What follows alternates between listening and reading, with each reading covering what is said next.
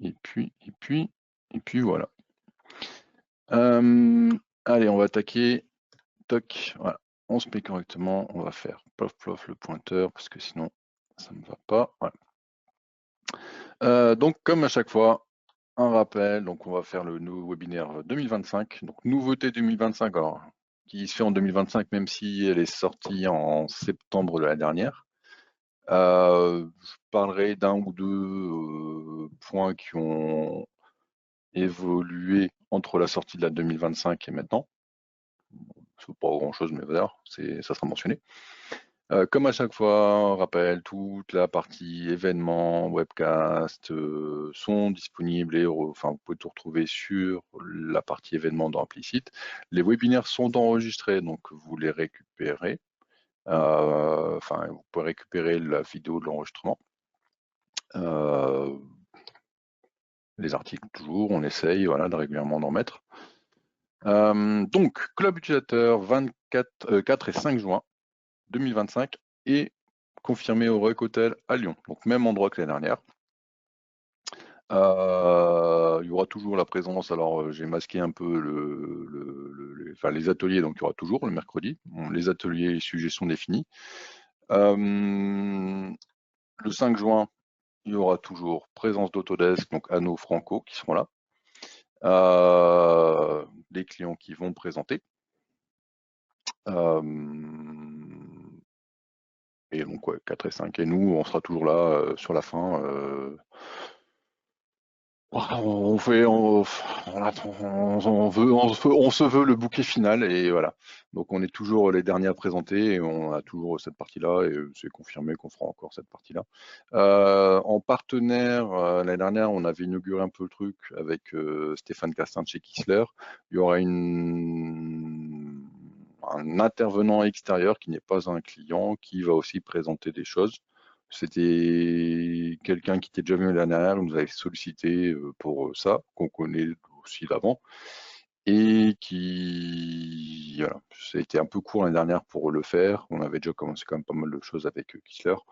Là, cette année, voilà, on en a reparlé, il est partant, donc vous découvrirez ça le 5. Et donc voilà le planning des webinaires pour l'année. Alors logiquement, vous avez déjà dû recevoir les mailings avec toutes les informations, tous les éléments pour voilà, où ça en est. Donc on va commencer nouveauté 2025. Après, on va refaire un webinaire sur les assemblages d'insert. On en avait parlé il y a quelques années déjà, 2-3 ans. Comme il y a eu des choses qui ont changé, bah, puis voilà, on va en reparler par rapport à toute possibilité, et particulièrement maintenant le déplacement d'insert qui impacte un insert, ce qui n'était pas présent à l'époque. Gestion de la base matière, on va refaire un petit sujet dessus. Optimisation des circuits de refroidissement, alors c'est une nouveauté, mais qui je vais présenter là très succinctement, on va en parler un peu plus durant ce webinaire. Le conformal cooling, globalement, qu'est-ce qu'on peut faire, comment on le fait, quand est-ce que ça vaut le coup, quand est-ce que ça vaut pas le coup. C'est qu'on va dire, mais des canaux fusion laser qui représentent des axes, voilà, il n'y a pas besoin. Donc voilà, ça sera le sujet un peu de ça. La gestion des licences name user pour certains d'entre vous, pas tous, vous ou êtes basculé ou avez une proposition ou avez entendu parler de ce nouveau mode d'utilisation de Molflow. On va en parler. Ça ne sera pas forcément un sujet justement alors pratique à 100% sur Molflow, mais voilà, ça permet d'expliquer un peu à tout le monde, utilisateur, administrateur, ce qu'on peut en faire, ce qu'on peut voir aussi. C'est-à-dire que le monitoring de l'utilisation, elle est beaucoup plus poussé que ce que vous avez connu avec les licences réseau. Donc il y a des choses qui sont utiles. Il y a la partie aussi token qui est présente où vous pouvez administrer finalement le nombre de crédits de tokens utilisés pour chaque option. Voilà, on va faire un webinaire parce que je pense qu'il y a de quoi faire. Hit and Cool. C'est des questions qu'on a régulièrement. Et puis après, le but un peu des webinaires, c'est aussi de dire tiens, et si on parlait de ça, c'est faisable, comment ça peut se faire, qu'est-ce qui peut être fait. Je ne sais plus qui est dessus, je crois bien que c'est moi, mais voilà, je sais que moi c'est des sujets, j'ai souvent la question, voilà, je veux faire, comment faire, qu'est-ce que. Voilà. Fibre, on va reparler un peu des options de fibre. Il y a eu des changements qui avaient été intégrés il y a quelques années au fur et à mesure. On va en reparler. L'aimantation, pareil, c'est des choses qui ont été intégrées. Et voilà. Et pour finir, nouveauté 2026. Logiquement, il y aura une 2026. Voilà. La question, c'est est-ce qu'il y aura comme cette année, enfin comme l'année 2024, une 2024 et une 2025 qui sortent à 6 mois d'intervalle. Donc voilà. Alors, quoique non, 2024 elle est sortie avant. Non, je dis ça. Je mets 10 ans. Non, il n'y a eu que la 2025 qui est sortie du 11 septembre. Donc là, on s'est dit fin d'année 2026, ça devrait coller. Donc voilà, je rappelle, donc s'il y a des questions, des remarques, n'hésitez pas à passer par la partie questions sur le côté, je les lirai et je répondrai. Alors vous pouvez le faire au fur et à mesure et je lirai à la fin ou tout à la fin. Voilà. Et c'est parti. Sauf que je suis pas sur la bonne page, voilà, c'est parti. Donc, en introduction, alors ça sera un rappel de finalement tout ce qui va être présenté. On va le faire en étape après, un par un. On a mis, moi j'ai mis les points les plus importants, je trouvais les plus importants. Voilà,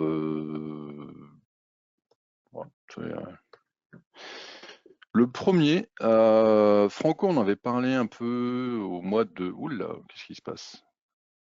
J'ai PowerPoint qui vient de planter trop fort.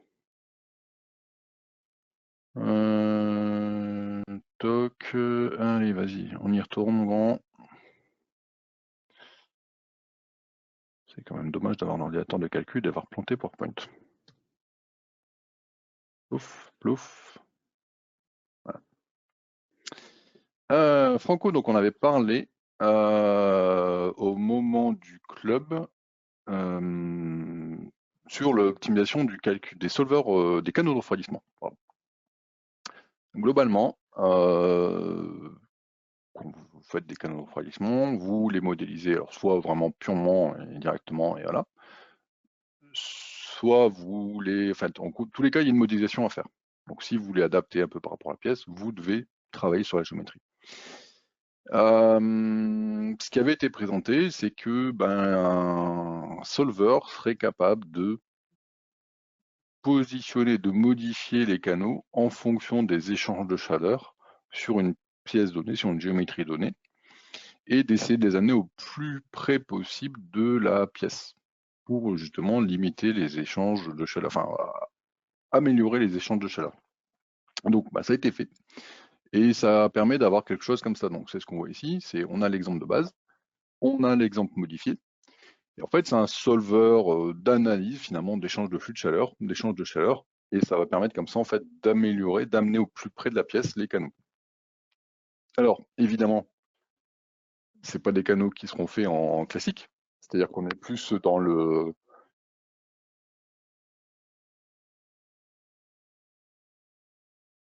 Pour que ça marche. Toc, toc. Ça a l'air de tenir. Je ne sais pas pourquoi, mais ouais, on a un compte GoToWebinar. Généralement, on essaie de bien faire ça pour que c'est pas tout le monde en même temps. Et bien entendu, voilà. Ça a l'air de tenir. Ça a l'air de tenir. Alors, est-ce que vous pouvez me confirmer que on voit bien, que je partage bien mon écran? Ok, super. Merci. Désolé pour ces petits contretemps, c'est toujours rigolo ça. Donc je disais, optimisation des canaux de refroidissement. Donc je pense qu'avant que je sois coupé, je parlais, voilà, c'est pas des canaux qui seront faits en classique, ça sera forcément des canaux en impression 3D.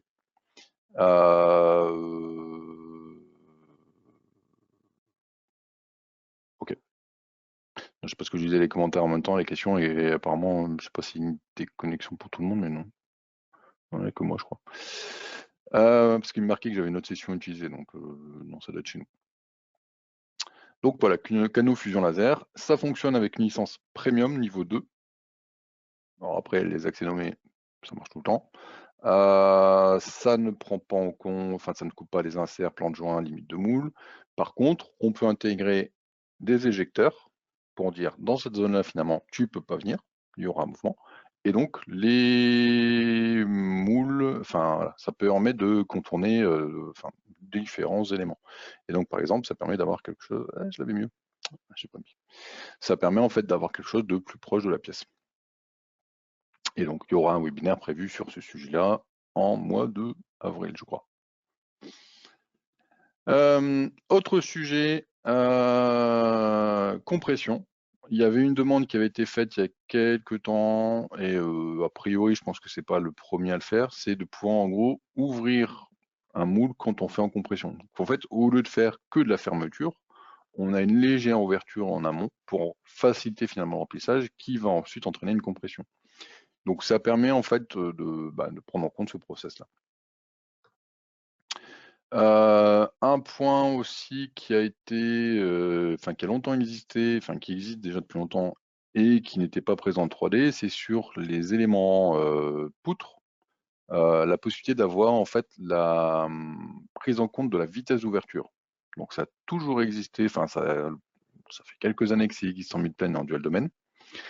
Et maintenant, c'est intégré en 3D. Donc, il y a vraiment un gap qui est fait sur la partie 3D pour que les options du 3D correspondent aux options du dual domaine. Sur la précédente version, pour rappel, il y a eu l'intégration des obturateurs sur les aimants canaux chauds 3D, avec une propriété seuil chaud 3D qui intègre une propriété obturateur. Donc il y a vraiment une volonté de réaligner un peu les solvers pour que les options 3D, les options sur les éléments chauds soient les mêmes, peu importe le type de noyage. Et donc, du coup, pour expliquer un peu cette option-là pour ceux qui ne la connaissent pas, finalement, là où sur un bloc chaud séquentiel, vous êtes en instantané, c'est binaire, ouvert-fermé, avec cette option-là, en fait, vous avez une notion de vitesse d'ouverture et qui permet du coup de prendre en compte les phénomènes d'évolution de vitesse au moment de l'ouverture de la buvette. Et donc, au lieu d'avoir des gros chocs de vitesse sur les écoulements, donc vraiment des gros gaps de vitesse, vous retrouvez quelque chose d'un peu plus contrôlé. Donc c'est voilà, un peu plus précis. J'ai vu dans les présents webinaires qu'il y a pas mal de monde, enfin il y a quelques utilisateurs qui sont sur les parties bloc chaud, ou en tout cas qui l'utilisent et bon, je pense que ça doit leur parler plus facilement.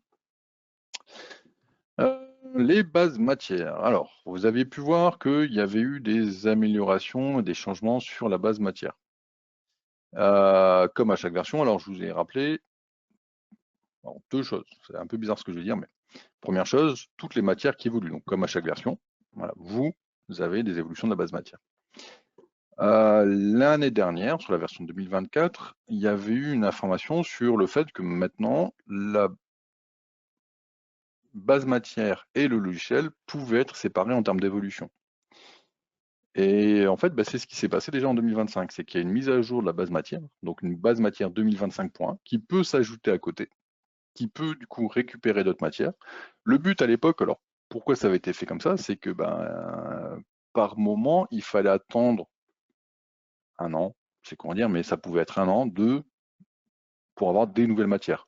Là, en fait, dès qu'ils ont suffisamment de matières ou des matières qui sont suffisamment critiques, enfin, suffisamment de demandes pour dire, voilà, celle-là, on va la mettre, ils font en fait une mise à jour de la base matière. Et donc là, globalement, la 25 est sortie en septembre, et il y a une mise à jour de la base matière, peut-être courant décembre, pour justement dire on ajoute des matières.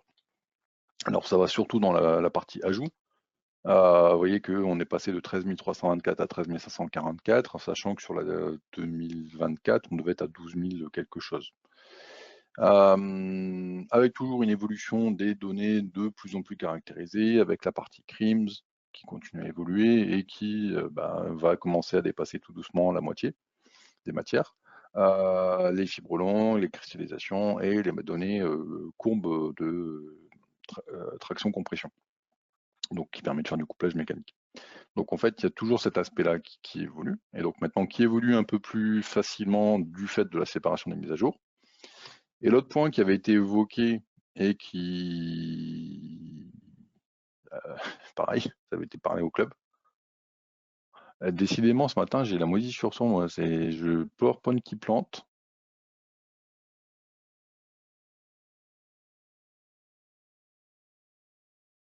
J'ai- Mais je me suis fait pirater ou quoi? Je suis moisi. Hop, allez, on va le revenir. Hop, voilà. Tac, ça, j'inverse. Hop, voilà. C'est bon, c'est pas mon matin. Donc, il y a un décomposant maintenant où on peut finalement savoir ce qui est biosourcé, ce qui est recyclé. Est-ce qu'il y a un recyclage PCR, PIR? En fait, on a vraiment enfin, on passe à l'étape suivante pour la partie caractérisation et recyclabilité. Euh, à l'heure actuelle, j'anticipe peut-être la question qui arrivera après. Les caractérisations sont la matière recyclée, pardon, considère où c'est la matière recyclée à 100% ou c'est la matière brute. Mais on ne peut pas dire j'ai autant de recyclé, j'ai 20% de recyclé et 80% naturel. Pour ceux qui avaient été présents au club, c'est un travail en cours qui n'est pas simple parce que on ne peut pas dire c'est du 80-20 en propriété. C'est pas aussi simple que ça, donc c'est un travail en cours. Il y a Franco, j'ai vu, qui allait présenter en tech une conférence aux États-Unis sur ce sujet-là, avec apparemment du machine learning sur ça. J'essaierai de trouver la présentation, puis je pourrais peut-être en reparler à un autre moment. Comme il y a la mise à jour de la base matière, il y a aussi la mise à jour de l'outil data fitting. Je rappelle, l'outil data fitting, c'est un outil gratuit qui permet de créer vos fiches matière. Il y a pas mal d'évolutions sur thermoplastique pour justement essayer d'intégrer ces éléments recyclés. Et sur la partie thermodure, pour essayer vraiment d'ouvrir le plus possible cette mise en données. Et en 2024, il y avait quand même encore certaines brides sur la partie viscosité, etc. En 2025, on a fait des essais il n'y a pas très longtemps. On arrive à fitter assez facilement une matière thermodurcissable, avec les limites de la thermodurcissable, mais voilà. Et donc, comme à chaque fois aussi, un port nouveau format avec les mises à jour par rapport au format CAO. Petit truc, je l'ai souligné, il y avait un point qui était pointeur, ici. Voilà. Correction d'un bug en 2024 où les défauts de CO n'étaient pas signalés dans la sortie de l'écran de nuage. C'est-à-dire que vous maillez la pièce et vous disiez je peux pas, il y a un défaut. Et sur les versions précédentes, il y avait défaut telle face. Ça avait été en 2024, c'était pas présent, donc c'était un peu compliqué des fois à corriger. Et le workaround qui a été donné par OTS, c'était de dire vous maillez sur une version antérieure, ce qui n'est pas hyper pratique. En 2025, c'est corrigé. Et donc après aussi, lien avec Ilius en sortie. Donc une mettre en instant 2025, en 6.23, etc., etc. Je reparlerai de toute façon d'un sujet sur ça. Pour ceux qui avaient suivi, pareil, les évolutions de version, en 2024, il y a eu l'intégration du min-max et de l'histogramme. C'était limité à certains résultats, ça n'apparaissait pas sur tout. Par exemple, maintenant, déformation typiquement. Donc c'est faisable maintenant. Donc on peut voir le min-max sur la déformation et l'histogramme sur la déformation. Donc c'est quasiment accessible à tous les résultats. En 3D, il y a toujours la profondeur de rotature qui n'est pas disponible. Ce qui n'est pas déconnant. Enfin, je trouve, voilà, après c'est mon avis, mais bon, c'est pas déconnant. Mais du coup, ça permet un peu de mieux comprendre les résultats et de savoir finalement c'est quoi l'essentiel des déformations. Alors après, l'histogramme, on peut l'utiliser de plein de manières différentes. Ça pourrait presque faire l'objet d'un webinaire, mais bon, du coup, il est trop tard. Mais après, peut-être qu'on en reparlera au club, parce qu'il y a des choses, au fur et à mesure des formations, des utilisations et tout, on découvre quand même qu'il y a des choses qui peuvent être bien sur cette fonction. L'outil de contrainte, donc pareil, c'était une fonction qui a été présente, intégrée en 2024, l'analyse d'assemblage, où finalement, on calcule la déformation avec une pièce fixée dans l'outillage. Donc on ne mesure plus une déformation libre, on mesure une déformation avec une pièce contrainte. Donc les améliorations qui ont été faites, c'est tout bêtement déjà mieux expliquer un peu les fonctions, parce qu'il y a eu pas mal et on a eu des questions support d'ailleurs sur ça, sur comment ça marche, qu'est-ce que ça fait, qu'est-ce qu'on analyse. L'autre point, et c'est pas mal ça, c'est afficher le résultat avec et sans contrainte, et c'est ce qu'on voit en fait ici, c'est qu'on peut voir comme ça finalement un résultat un peu particulier, l'effet des contraintes. C'est-à-dire, voilà, comment ça se déforme. Et donc après, on a le deviation from point design qui va montrer finalement, par rapport à ce qu'on aimerait avoir, donc la pièce fixée, bah, où finalement on a en gros des choses qui ne sont plus correctes par rapport à la géométrie de base. Donc ça permet comme ça de mettre plus facilement en évidence ce qui va et ce qui ne va pas sur la déformation. Alors j'ai une question. L'histogramme est disponible pour le résultat de thickness? Non, parce que le résultat de thickness, c'est un résultat que vous créez. Ça se base sur un point et du coup, non, vous l'avez pas. Maintenant, ceci étant dit, je revérifierai quand même et je te tiendrai au courant, Sylvain, parce que j'ai un doute. Mais de tête, je dirais non.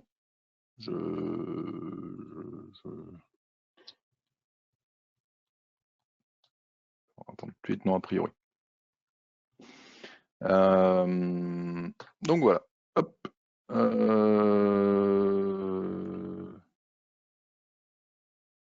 Alors j'ai une autre question sur ça. Calcul contrainte par rapport au retrait en DD et en 3D. Mais alors j'ai peut-être besoin de plus d'explications. Parce que là, comme ça, je comprends pas trop la question.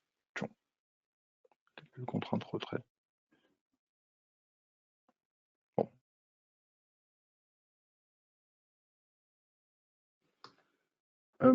Du coup, pour continuer un peu,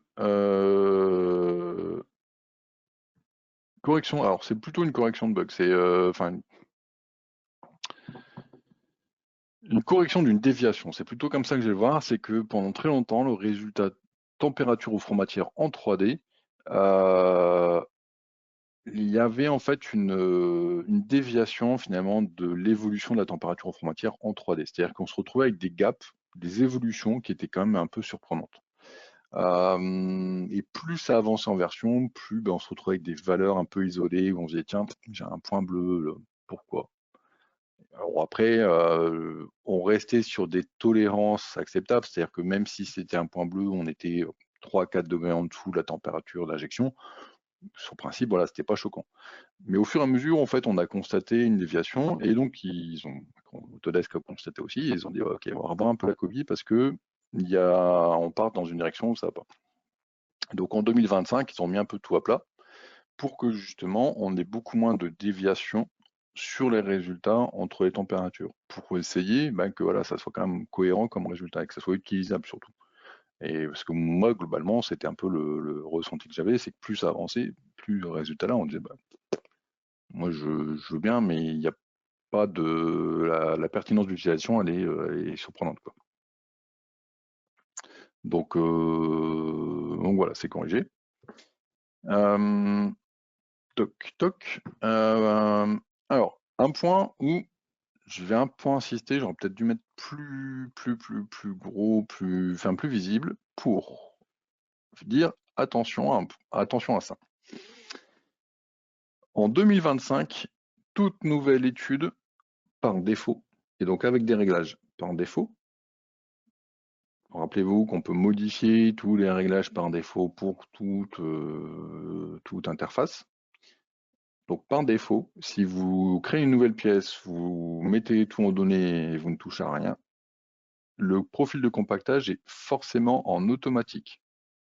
Il sera forcément en automatique, avec ses avantages et ses inconvénients. Alors c'est pour ça qu'on a remis le lien pour retrouver le document de validation de pourquoi, comment ça marche et tout, ce que c'est censé apporter. Mais voilà, il faut avoir en tête qu'en fonction de ce que vous mettrez en données, vous pouvez retrouver avec des compactages qui ne sont pas du tout cohérents avec ce que vous auriez pu avoir sur une 2024, par exemple, ou 23, ou 23, peu importe. Si c'est quelque chose qui vous va, vous pouvez le laisser, voilà. Si c'est quelque chose qui ne vous va pas, vous pouvez aller dans les options par défaut, dire je veux que par défaut, mon profil de compactage, ça soit le pourcentage pression par rapport au temps, donc l'ancien, ou voilà, ce que vous voulez, mais je préfère insister sur ce point-là parce que c'est déroutant. Donc voilà. Je sais que moi je veux pas dire moyen fan, parce que ça marche bien, mais pas en première approche. Ouais, c'est pas le truc que je vais chercher en premier lieu. Je vais chercher un peu après, Donc pour un premier calcul, c'est pas forcément ce qui m'intéresse. Alors, un point, alors c'est un peu particulier, celui-là, parce que décidément, ouais, je vais pas le faire. Je pense que je vais le faire plus simplement. Je vais le faire comme ça, parce que j'ai l'impression que c'est mon. Voilà, bref.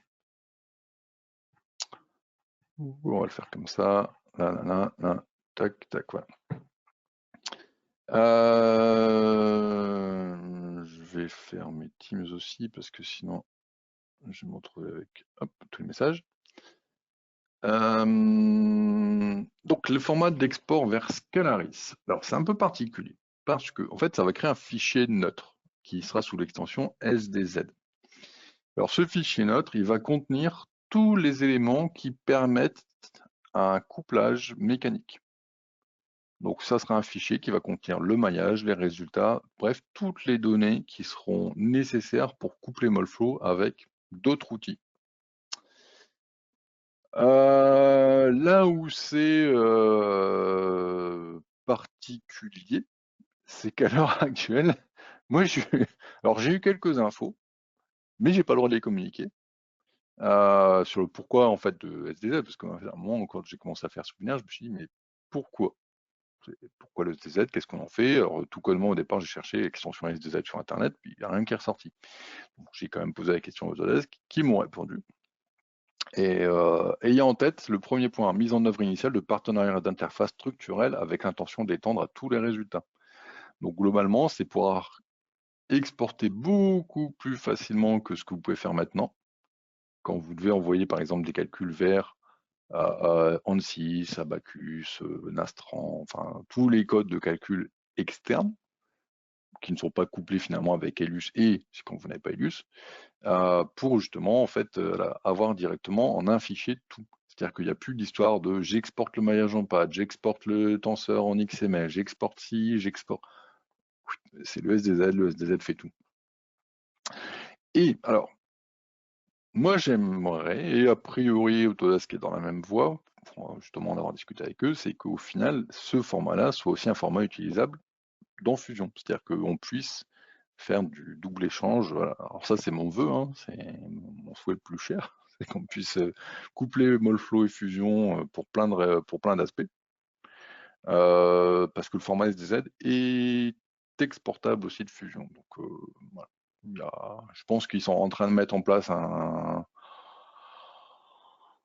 chemin, enfin des passerelles entre les différents outils, ce qui n'est pas déconnant de toute façon au final, hein, ça répond à une logique et une demande. Donc voilà. Et du coup, je passe mon bien.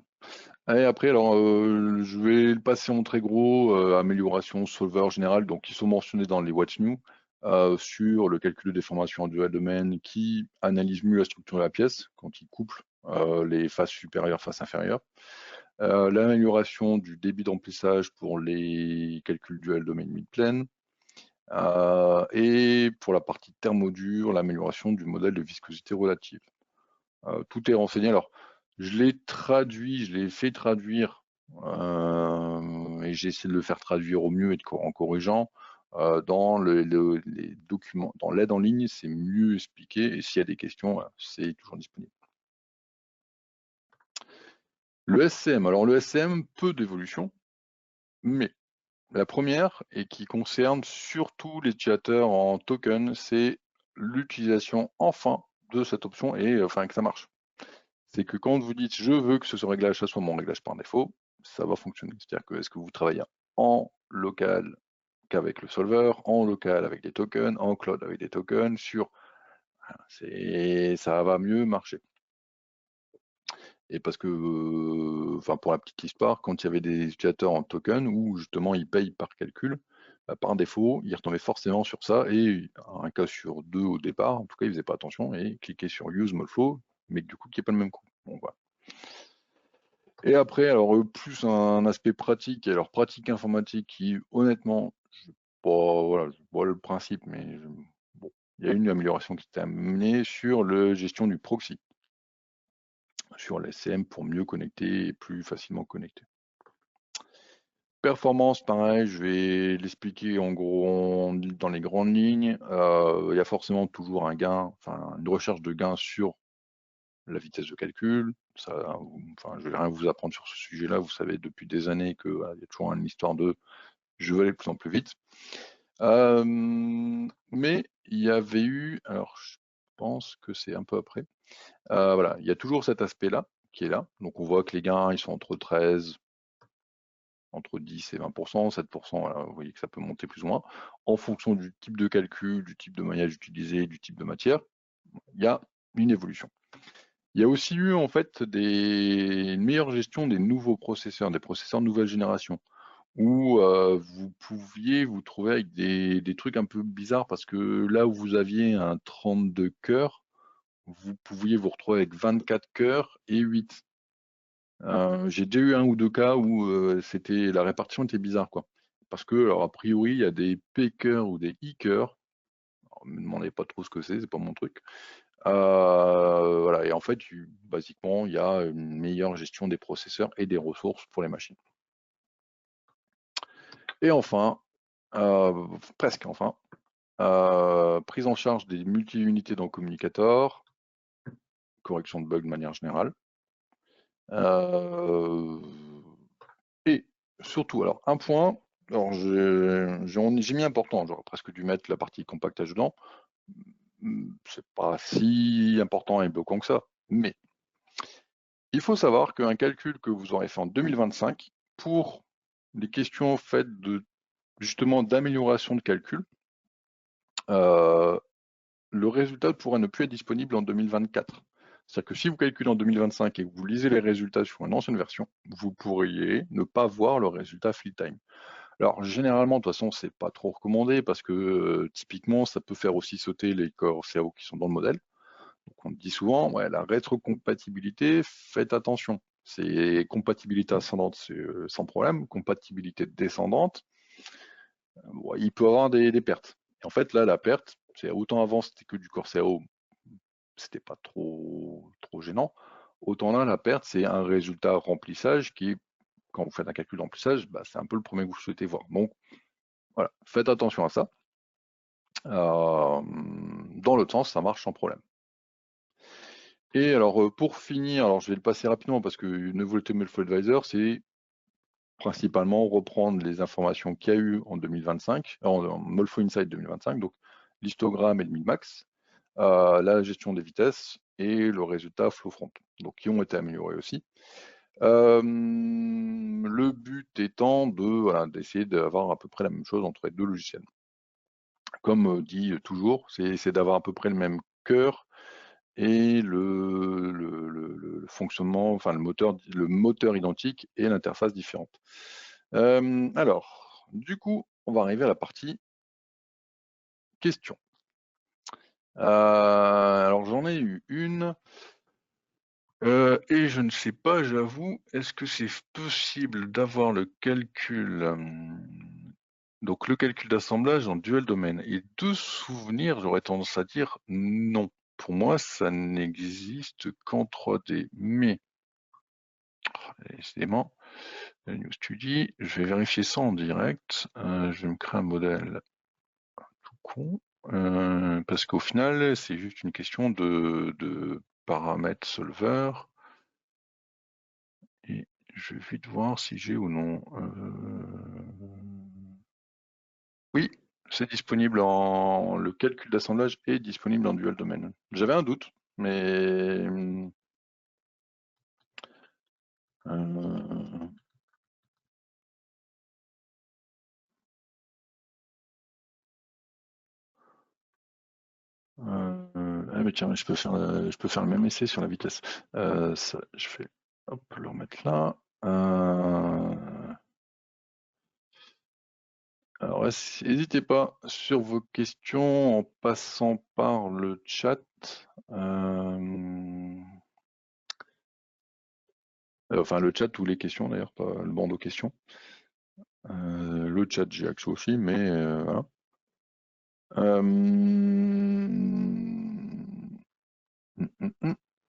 Alors, je vais revenir sur la question histogramme disponible sur le résultat épaisseur. Alors, qui, je rappelle, n'est pas forcément un résultat, c'est un résultat créé. Et c'est en ça où j'ai un petit doute, parce que voilà, il y a, je profite du coup du temps là qui m'est laissé un peu pendant que je cherche. Scandium est disponible aussi en 2025. C'est-à-dire que le webinaire, genre j'avais fini l'année en faisant le webinaire sur Scandium, en expliquant un peu les fonctions de Scandium. Les mêmes fonctions étaient reprises et reportées sur 2025. Donc vous pouvez utiliser les mêmes fonctions Scandium en 2000, enfin les mêmes qui étaient en 24, vous pouvez les utiliser en 25. Et j'aurais dû choisir un modèle plus petit parce que bien entendu, alors j'ai une question, Molflow 2025 se plante encore souvent. Est-ce que ça sert à remplir le formulaire? Alors oui, clairement, parce que en fait ils reçoivent directement et je sais que j'ai déjà eu à faire des tickets support liés à des plantages et en leur expliquant, enfin on peut récupérer ces fichiers, donc les fichiers qui sont envoyés on peut les récupérer. Et eux, en fait, de toute façon, ils savent dire, ah ok, non, mais c'est bon, le fichier là, t'inquiète pas, je l'ai revu, il est là. Après, c'est comment dire, hein, mais il faut voir pourquoi ça plante. Parce que est-ce que c'est lié à du travail local, du travail réseau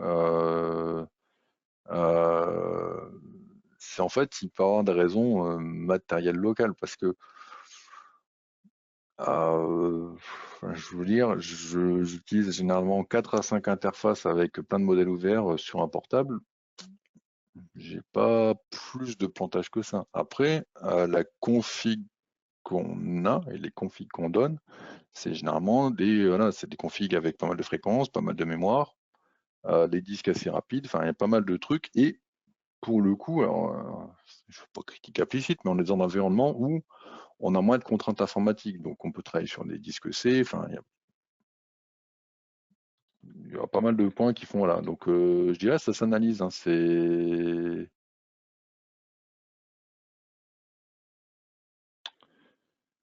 alors Pascal, ce serait. Alors, ce qu'on peut faire, Pascal, quand ça plante, il vous demande d'aller chercher les fichiers, enfin de vérifier les fichiers journaux. Vous pouvez vérifier les fichiers journaux. Envoyez-les-moi, je crée un ticket avec Autodesk en disant là, ce client-là, il a planté, enfin ça plante pour ce truc-là, et voir ce que c'est. Il y a un point, euh, ça me fait penser à ça, mais alors, est-ce que c'est ce truc-là?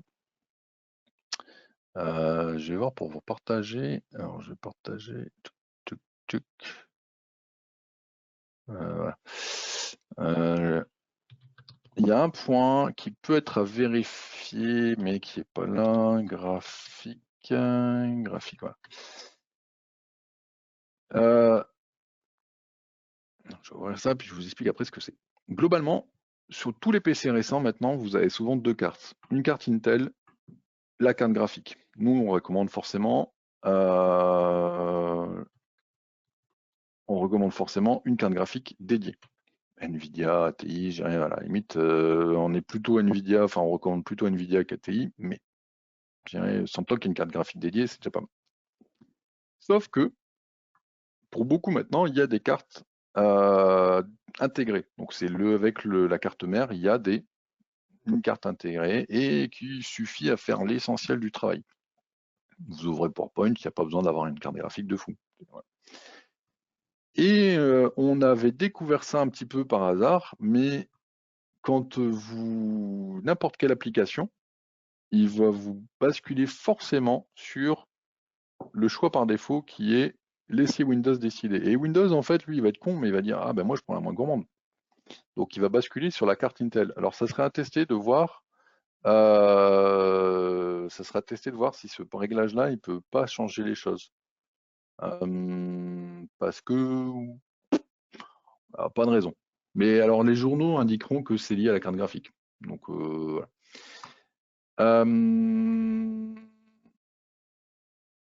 J'ai une autre question aussi sur donc la partie recherche de base matière. recycler. Ça fait partie des champs des champs de données. C'est-à-dire que si je viens là, que je fais rechercher. Alors, laissez-moi 30 secondes.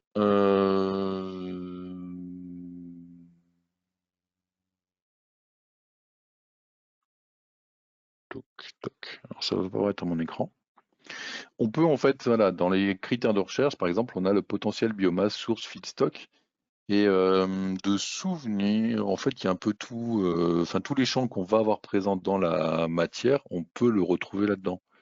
Après, c'est que j'ai pas les champs en tête tout de suite, mais Matrix Fit, non. En fait, il faut voir les champs dans la matière et dire voilà, bah ça je veux une recherche sur ça. Et de souvenir, il y avait un truc sur les PCR PR.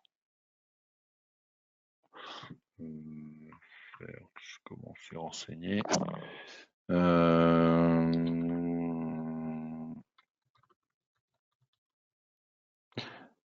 Et alors je réponds à ça. Caractère de carte graphique.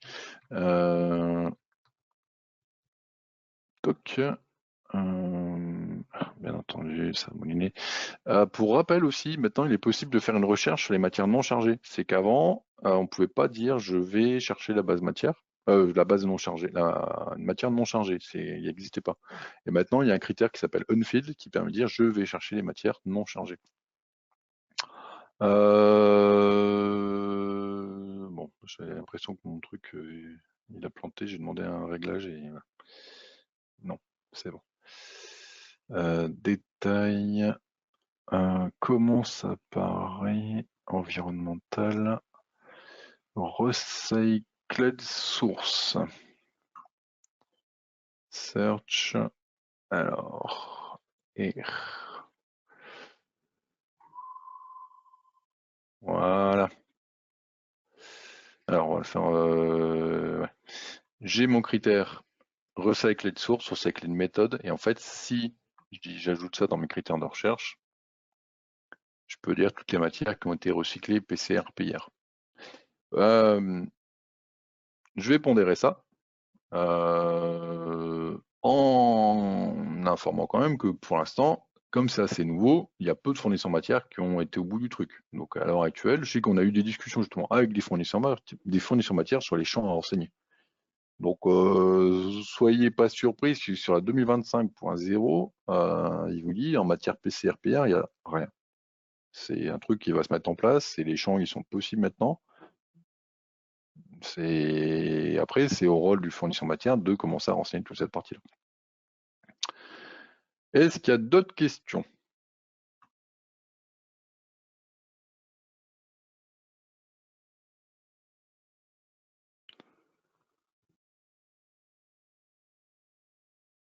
Et donc Sylvain, je confirme, pas de possibilité de faire un histogramme sur le diagnostic, le résultat épaisseur, parce que c'est un résultat à part. Et en fait, du coup, on n'a pas cette histoire de min-max. Ouais, on n'a pas cette histoire de min-max.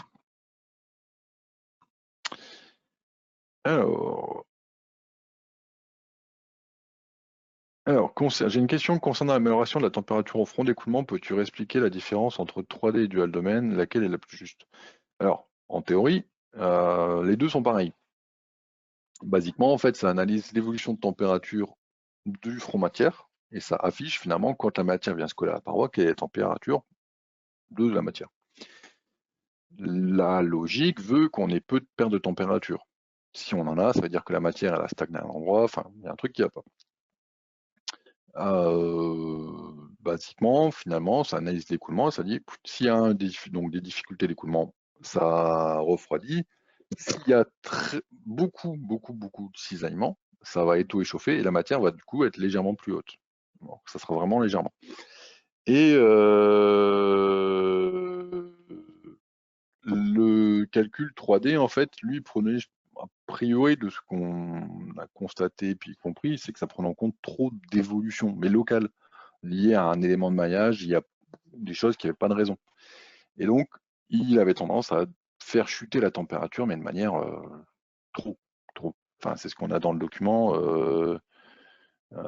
c'est qu'ici on voyait que la température passait de 213, alors je pense que je dois injecter à 210, à 172, donc je perdais quasiment 40 degrés.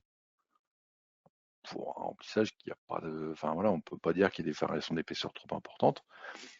Et du coup, l'idée, ça a été en fait d'atténuer cette différence pour dire, ok, on va effectivement mieux comprendre comment ça se calcule, éviter de se laisser embarquer par des problèmes de maillage, des problèmes locaux liés au calcul, enfin liés aux données d'entrée, et c'est en fait de rester finalement sur un champ de comportement qui reste logique. On en avait parlé il y a pas longtemps avec Sébastien et un client. Euh, Moi, je sais que j'aime bien regarder quand même l'écoulement avant de regarder ce résultat pour voir un peu, voilà, qu'est-ce qui va, qu'est-ce qui va pas. À partir du moment où on voit des choses sur le résultat température au front matière, on se dit, ouais, il semble que j'ai ça qui évolue, je ralentis ou des trucs comme ça, et qu'on voit rien du tout sur l'écoulement, bon, voilà. Ça peut poser des questions sur la pertinence du résultat. Et du coup, pendant ce que je disais enfin, quand j'en ai parlé, moi, pendant très longtemps, ce résultat, finalement, je l'utilisais plus en 3D parce que il me donnait des évolutions qui n'avaient pas lieu d'être, quoi. Là, on est déjà quand même, ils ont revu un peu la copie, on est déjà sur des choses qui sont plus cohérentes. Et l'idée, en fait, c'est que dans tous les cas, les deux doivent donner la même approche, la même évolution, à peu près. Qu'après, ça soit différent en termes de valeur, on n'est pas sur les mêmes données d'entrée, on n'est pas sur les mêmes méthodes de calcul, donc c'est logique. Mais par contre, le comportement reste le même. On parle de la même pièce, on parle de la même matière, même pour l'injection, enfin, même condition de départ. Donc il n'y a pas de raison que ça évolue différemment. Donc du coup, voilà, le but c'était un peu de réuniformiser finalement les deux solvers qui montrent finalement le même écoulement et dire voilà, comme j'ai le même écoulement, j'ai à peu près le même comportement.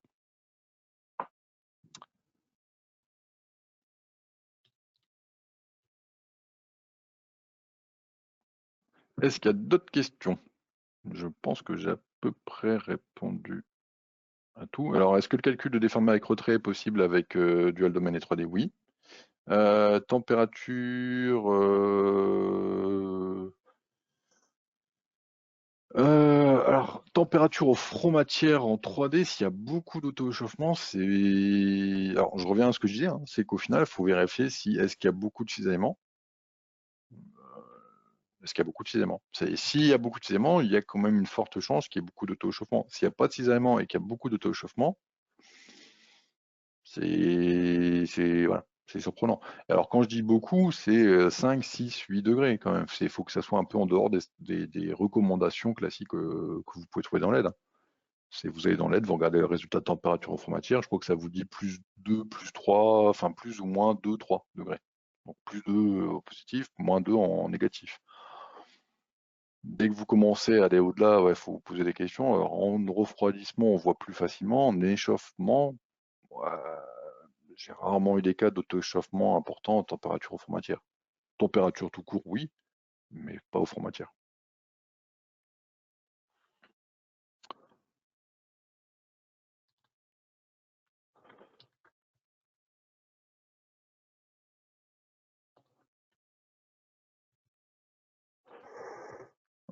Pour mettre faute d'orthographe, ça sera bien. Est-ce qu'il y a d'autres questions?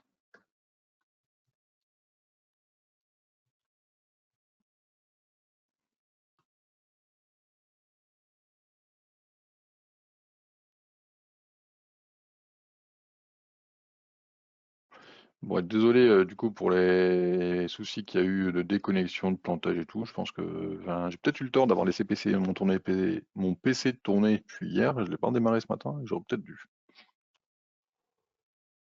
Donc, je le saurai pour la prochaine fois. Comment signaler les bugs? Vous envoyez les rapports.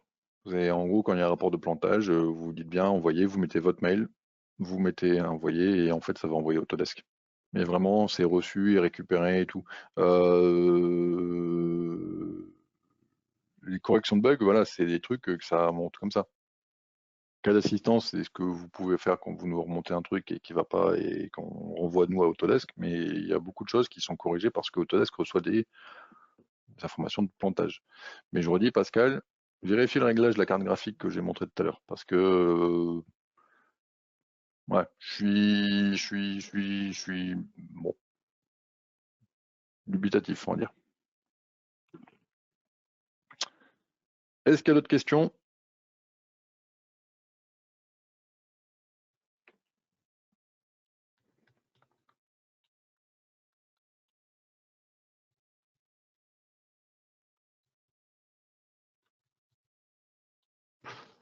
Eh bien, s'il n'y a pas d'autres questions, il me reste plus qu'à vous souhaiter un bon week-end à tous. Au plaisir de vous revoir ou de rediscuter avec vous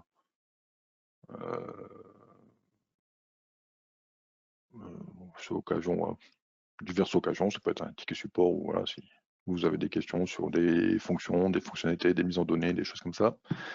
N'hésitez pas. Donc bonne journée, bon week-end et puis à bientôt. Au revoir.